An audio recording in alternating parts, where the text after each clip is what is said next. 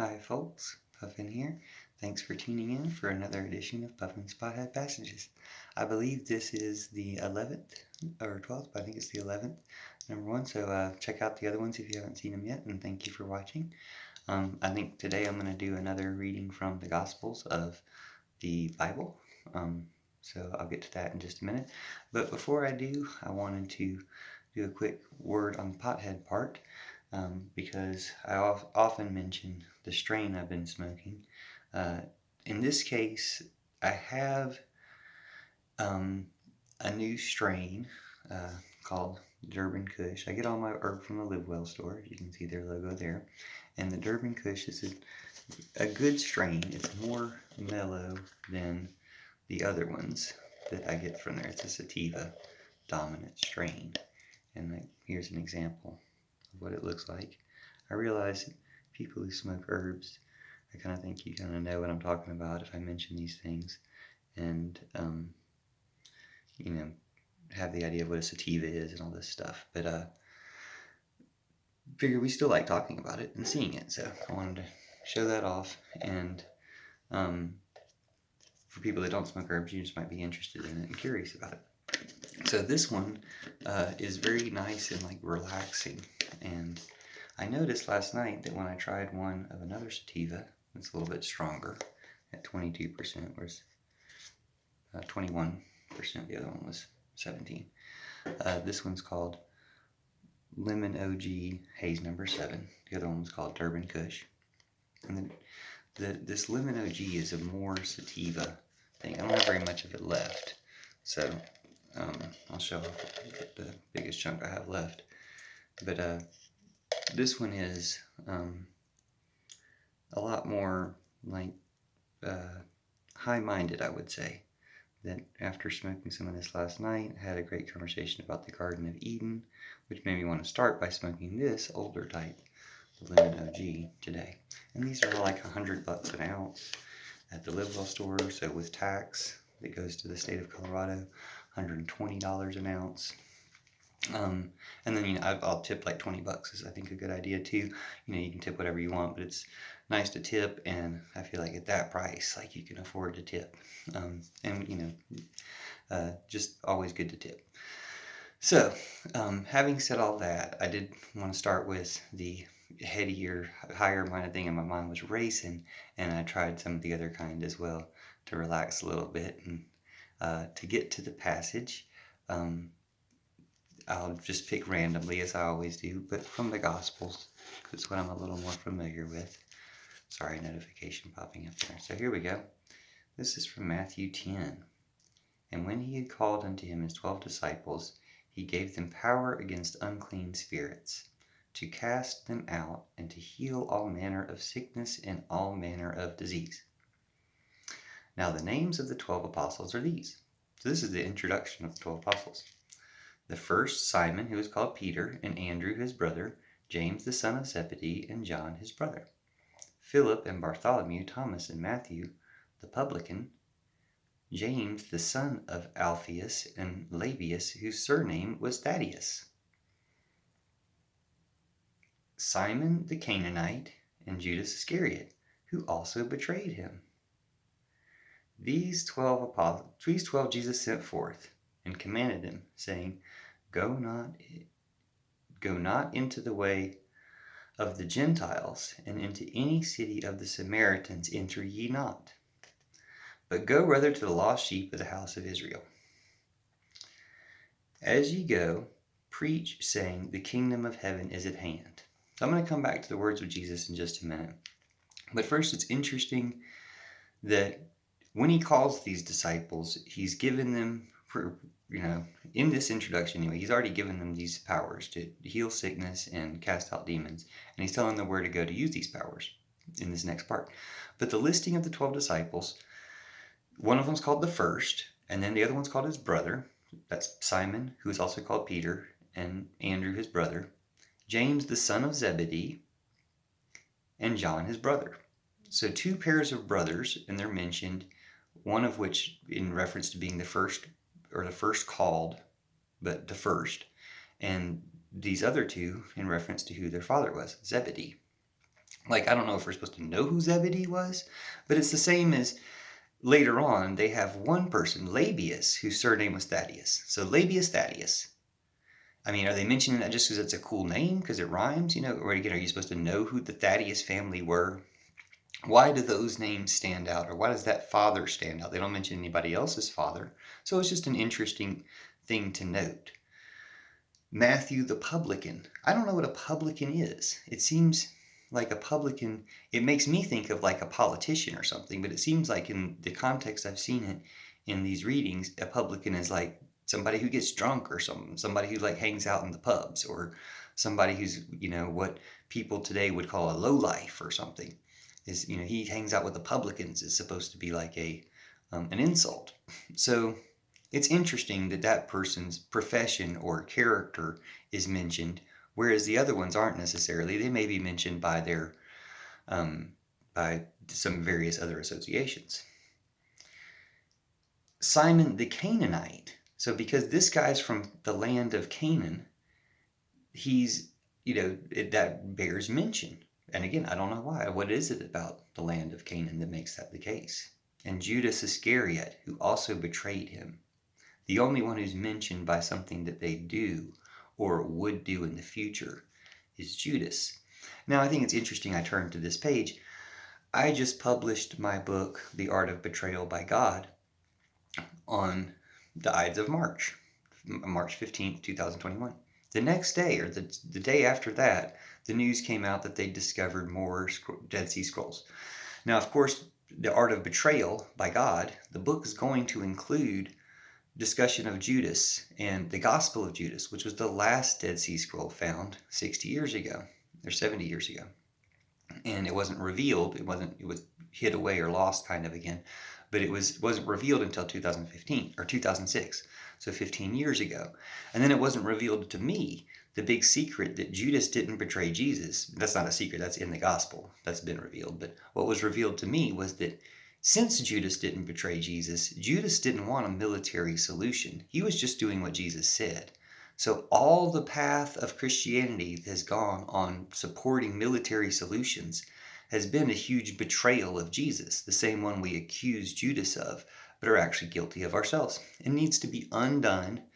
Not that you can bring all those lives back and all that destruction and stuff, but it needs to be undone, and the real Christianity developed, which includes Judas as the one who was shunned but now instructs us, this is the real way. It has nothing to do with violence or militarism, and it never did from his perspective. But, from these Gospels, they've all, blamed Judas for this, that don't have that revelation. And you're going to get more of this revelation as the Dead Sea Scrolls are interpreted, but that might be, a few more years. So that's why I'm like ready to go ahead and tell people this stuff now. But as Jesus is back to with the words of Jesus. But I think that's interesting that this is the first time I've come across Judas in my random turnings to the Bible, and it just happens to be, the week after I published my book, because now it's March 22nd, maybe March 23rd, but it's after I published my book and after more Dead Sea Scrolls have been found, and my book does focus on Judas. And just last night I started writing the book of Judas, like a book focusing specifically on the Judas stuff. So look out for that, but I'll get back to that after I finish this video. And Jesus says to them, "Go not into the way of the Gentiles." So anytime Jesus tells people not to go someplace, I think that's interesting.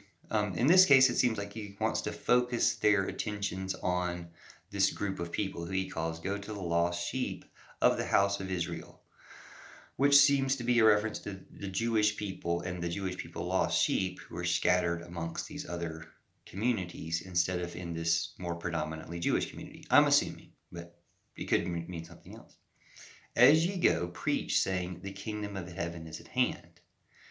Now this is where I left off, and I think that this is important. The kingdom of heaven is at hand. I think I've discussed it some of my other passages, but mostly just that it's here. Like, if it was at hand then we either missed it because it came and went, but it's like, it's always been at hand, and we haven't grasped it. We haven't reached out to it. I should say that, because grasping is the dangerous part in Buddhism.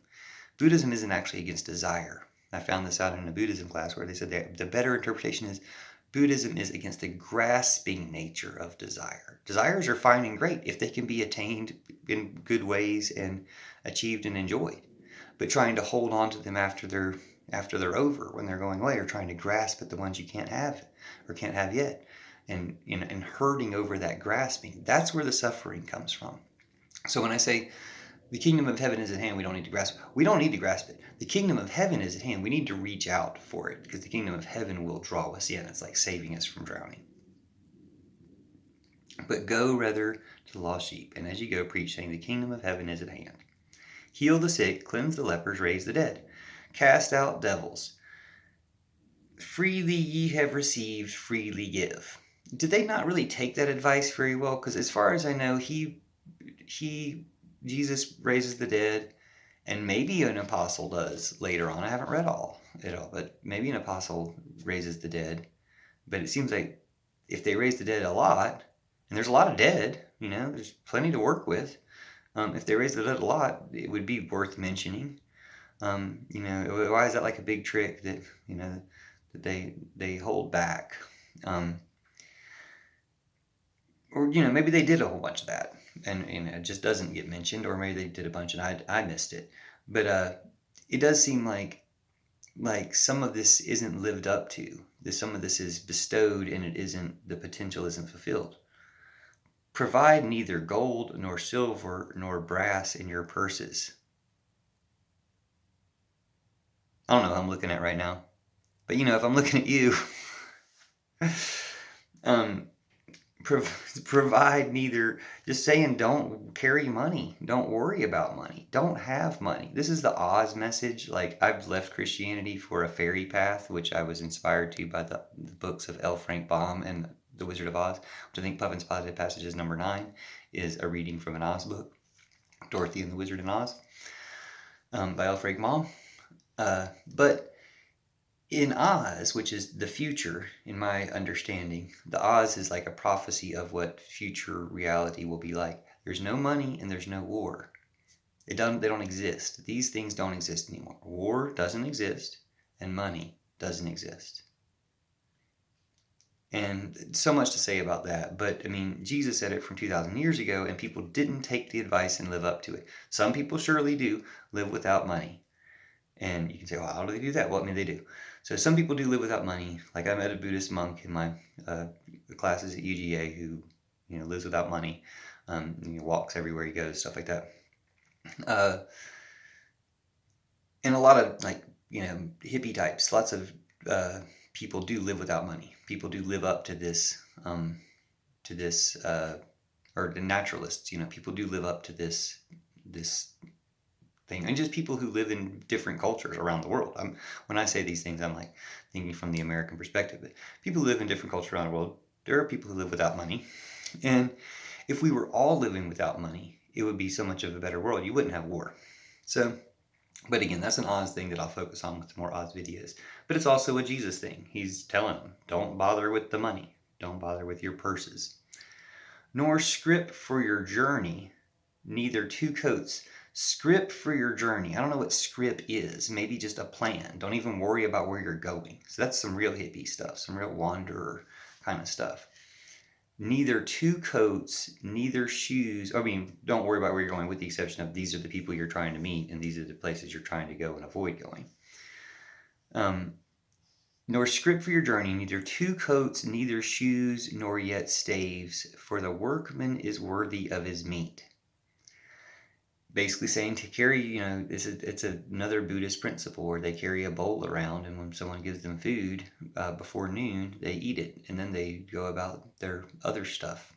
And that's all they do for their, some Buddhist monks, all they do for their upkeep, for their personal nourishment, and people give them food. Everybody's expecting that, and you're blessed by giving a monk food. And they're blessing you, and you bless them by giving them food, and they bless you by having received your food. But that's in a culture where those traditions are established. And he's saying you can basically start this tradition by or be part of this tradition and be these healers along this tradition by walking along and not worried about where particularly that you're going or how you're getting there, but having what you need to cover yourself and to carry, and not bothering with extra. And what you do, the workman is worthy of his meat, seems to be the stuff you do, people will feed you for, you can probably multiply food.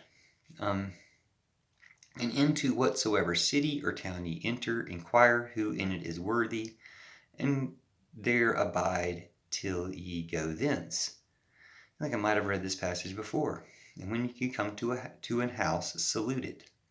So find somebody who's worthy of your presence and conversation, stay with that person, and then leave. And there go by and go thence. And when you come to a house, salute it. And if the house be worthy, let your peace come upon it. But if it not be worthy, let your peace return to you. So basically, you're blessing this house. Let your peace come upon it. Is very interesting phrasing. It's like you're carrying a peace. You're carrying a magical reservoir of peace that can be infused into a place that you go. And you let that happen. It could be a fancy word for blessing, but it could be using these fancy words for a reason. And, keep your peace, which in our terms means, keep quiet, like don't say anything about it. But can also mean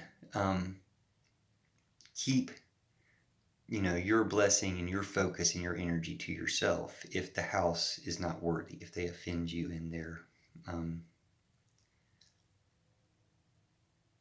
if it's not good enough for what you thought to bring to it. And whosoever shall not receive you, nor hear your words, when ye depart out of that house or city, shake off the dust off of your feet. So that's interesting to me. That's always stuck out to me as some type of brush it off like nothing.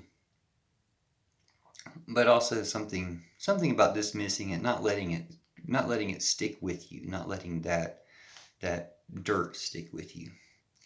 Verily I say unto you, it shall be more tolerable for the land of Sodom and Gomorrah the day of judgment than for that city. That's where I do get the idea that it's some type of curse. Like if you brush your feet off on a city, that it's some type of curse. Because later on, or in the day of judgment, which might not be later on, or they're destroyed like Sodom and Gomorrah were destroyed in olden times. But the day of judgment is a state that just the fact that they've been passed on from this blessing. When if you hadn't been passed on from the blessing, I'm going to sneeze. Bless me. Bless yourself. If they hadn't been passed on from the blessing, then it would have been better for them. Things would have been very good. So it's worse than being destroyed to miss out on this blessing. Is kind of what he's saying. Not, hey, don't worry, they'll be destroyed because you brushed your feet off on them. Just that they missed out. Behold, I send you forth as sheep in the midst of wolves. Be ye therefore wise serpents and harmless as doves. So that's interesting, as many people get called sheep, and you want to be a sheep in this case. All these right-wing people like to call people sheep for believing, that evil is bad, when, they got all this racism and stuff, and they're like, where's the racism? It's like, it's all over the place. And we're saying that's bad. And you're trying to argue, and then you're calling us sheep for agreeing that bad is bad. Bad is bad. But Jesus says, be sheep. So, listen up. And even though they're wolves and have these powers over you, stay sheep. And wise as serpents, which is interesting. But harmless as doves. The symbol of peace. Be peaceful. Be wise enough to be peaceful in what you do. And don't be a wolf to contend with the wolves. Slip by, basically. And believe, have this power that goes with you. Behold, I send you forth as sheep in the midst of wolves. Be therefore wise as serpents and harmless as doves. But beware of men, For they will deliver you up to the councils, and they will scourge you in their synagogues. So both in the courts and in the churches, they will be against you. Whatever. They've been against us. But the thing is, now we've got more people on our side who are against that. And ye shall be brought before governors and kings for my sake, for a testimony against them and the Gentiles. If you believe in liberation, then the powers that want to oppress are going to, challenge you, whatever. They're going to bring you in. But when they deliver, that reminds me of the NFAC coalition leader, Grandmaster Jay, was taken in before authorities. And he just seems to speak the truth. I've only seen a couple of his videos, but what I've seen, he seems to be speaking with, it's the spiritual authority of knowing that he knows the truth. But when they deliver you up, take no thought how or what ye shall speak, for it shall be given you in that same hour what ye shall speak. I've mentioned this before. This is the Holy Spirit speaking through you, not worrying about what you have to say, which is one reason I feel confident doing these videos. It's like they're going to work out well. They're going to work out better than I could possibly plan for them to work out just by following what happens. For it is not ye that speak, but the Spirit of your Father which speaketh in you. The Holy Spirit is speaking through you. And the brother shall deliver up the brother to death, and the father the child, and the children shall rise up against their parents, and cause them to be put to death. That sounds terrible. And then when you're thinking about this Trumper situation where all these terrorists have betrayed people, and they're kind of like, hey, I know somebody who fell into that category. And they don't have to be put to death.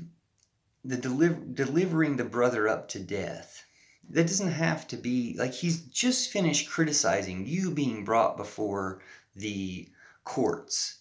So why would the advice be, and you're going to deliver, maybe he's saying this is a warning to you. You could be the brother that gets delivered up to death because they're reporting you to the courts. And that's the same type of situation then and now and whatever. It's the bad guys, appeasing the bad guys. But like I said, there's also a good turnaround for that. You can turn in a Trumper. You can turn in a terrorist. And there's a good turnaround for that spiritually, that if it's good to turn someone over to death, but not to the authorities, because he's just been kind of critical of the authorities. That means to a change, to a transformation. The one family member who's made a transformation will influence the other family member to make a transformation. And maybe that, if that's off base, you can see why I would want to think that, because it doesn't involve actual death. It's just an understanding of things involving death as a transformation. Let's read the next part and see what it says, because he goes on for a minute, and hopefully my video will go on long enough to get all these words of Jesus in here at least. And ye shall be hated of all men for my name's sake, but he that endureth till the end shall be saved. This is interesting in the context of Judas being revealed after 2,000 years of it. In the Gospel of Judas, was written 2,000 years ago. It's earlier than all this stuff. Jesus tells Judas, you're going to be despised for 2,000 years, and then you'll be praised and worshipped. And it's the same phenomenon here.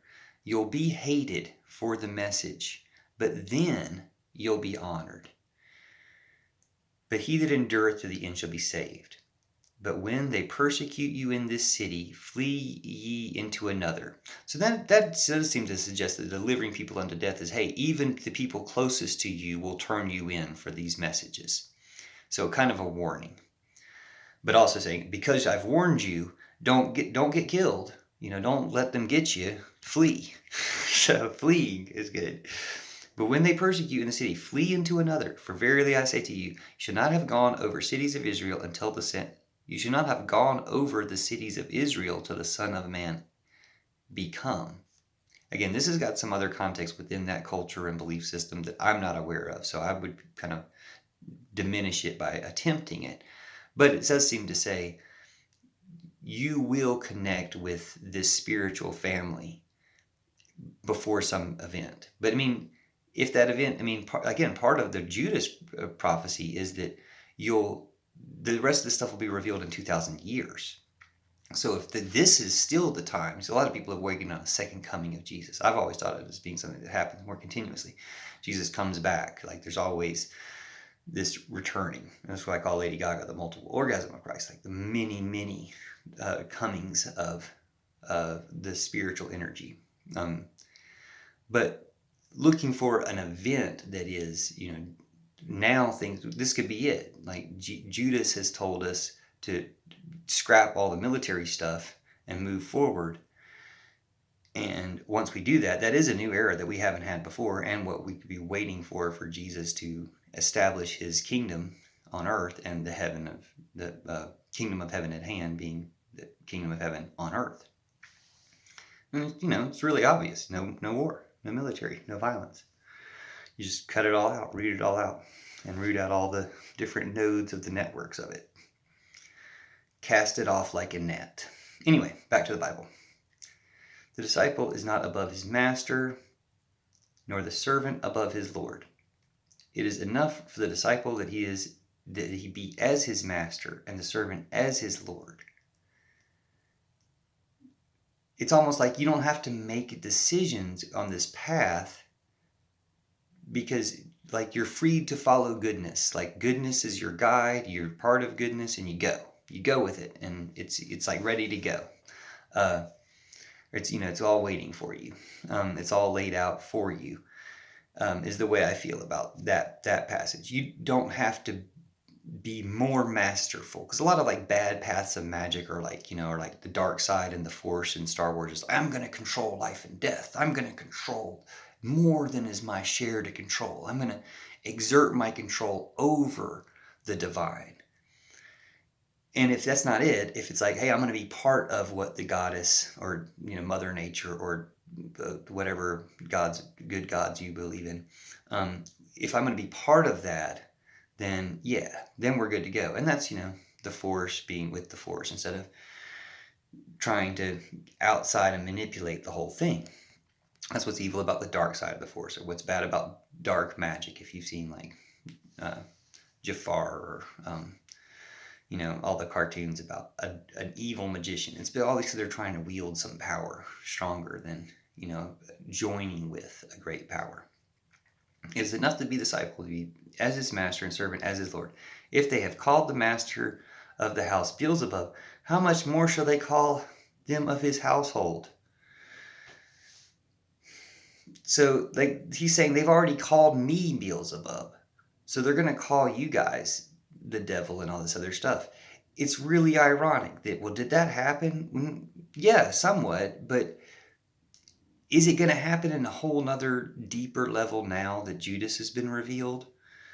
Yeah, because the people who are carrying the message of Judas, cut out the military, betray yourself, betray your ego for the secret true loving God, betray the fake loving God who's swindled you for the true loving goddess beneath. Betray. Read my book, The Art of Betrayal by God. But that message will be seen as, oh, you're promoting Judas, but he's a betrayer.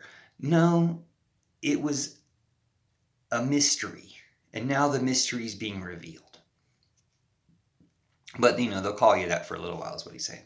Fear them not, therefore, for there is nothing covered that shall not be revealed, and hid that shall not be known.